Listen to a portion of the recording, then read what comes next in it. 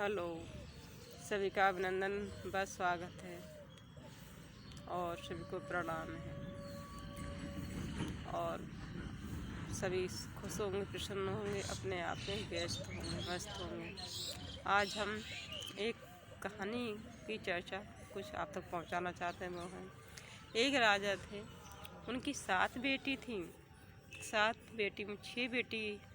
तो जब राजा ने पूछा 6 बेटियों का विवाह तो खूब अच्छे घर में खूब दान दहेज दे के किया। उसके बाद में छोटी बेटी, एक दिन राजा ने पूछा कि सब अपनी 7 बेटी से बेटी तुम किनकी भाग्य का खाना खाते हो? तो उन्होंने कह दिया पहली बेटी ने पिताजी आपके भाग। इसी तरह से दूसरी बेटी से पूछा बेटी आप किनके भाग का खाना खाते हो? पिताजी आपके भाग। 6वीं बेटी ने ये कह दिया पिताजी आपके भाग का खाना खाते हैं। सबसे छोटी बेटी से पूछा बेटी आप किनके भाग का खाते? तो उन्होंने कह दिया पिताजी हम तो अपने भाग का केवल खाते हैं, हम तो अपने भाग का खाने आए और ये सब आपके भाग का खाते हैं। ठीक है, हम अपने भाग का खाते हैं। तो इस पर राजा को मन में बड़ा गुस्सा आया। तो उन्होंने क्या किया, उस छोटी बेटी का इतने गरीब परिवार में, इतने गरीबी में विवाह किया, न कुछ दिया न कुछ, ऐसे ही बस कमज़ोर परिवार में किया।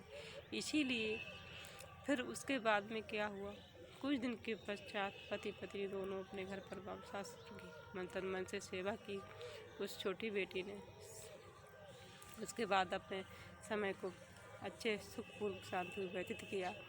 और जो 6 बेटी थी, 6 बेटी को बहुत अच्छे ऊंचे घराने में पैसा वालों के और जमींदारों के घर में विवाह किया। तो वो तो सब धीरे धीरे उनकी संपत्ति जाने लगी।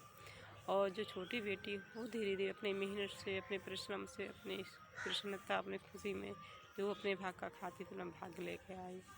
तो इसीलिए तो वो धीरे धीरे संपत्ति वाली होने लगी। एक दिन वो बहुत संपत्ति वाली हो गई और 6 बेटी भी बहुत गरीब हो गई। फिर वो अपने पिता के पास गई तो उस बेटी ने प्रश्न किया पिताजी हमने सही कहा था, हम अपने भाग का खाते हैं। देखिए अब वो आपके भाग का खाती हैं, उनका देखिए उनका ठीक है, वो आपके अधीन है, अगर हम अपने भाग का खाते हैं। इसीलिए सब अपना भाग लेके आए। कोई किसी का नहीं खाता, कोई बैठ के खाता, कोई मेहनत करता है, कोई परिश्रम करता है, मगर है सबका अपना अपना भाग लेके आए। अपने भाग्य कर्म को जो महान बनाता है वही आगे बढ़ता है, चाहे वो गरीब हो चाहे अमीर हो। और जो दूसरे के अधीन रहता है वो गरीब होते हैं। भाग्य तो सब हम जन्म हुआ तभी से अपना भाग, सबसे हमारा जन्म हुआ तभी से जन्म पेट में बच्चा आने से पहले ही बच्चे का भविष्य बनता है पहले। उसके बाद में बच्चे का जैसे भविष्य होता है वैसे ही माता पिता के घर में जन्म होता है। जन्म के पश्चात उसकी मृत्यु तय हो जाती है।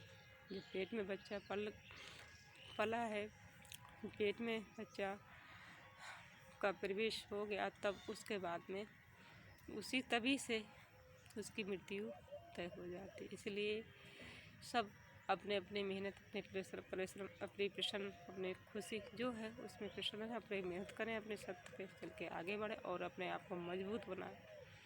जितना हो सके उतना अपने अच्छे विचारों, अच्छे भाव, अच्छे कर्मों को ध्यान दें और सत्य की तरफ आगे बढ़ें। सबका हित हो, सबका कल्याण हो, सबका भला हो, ये मंत्र बोलना चाहिए।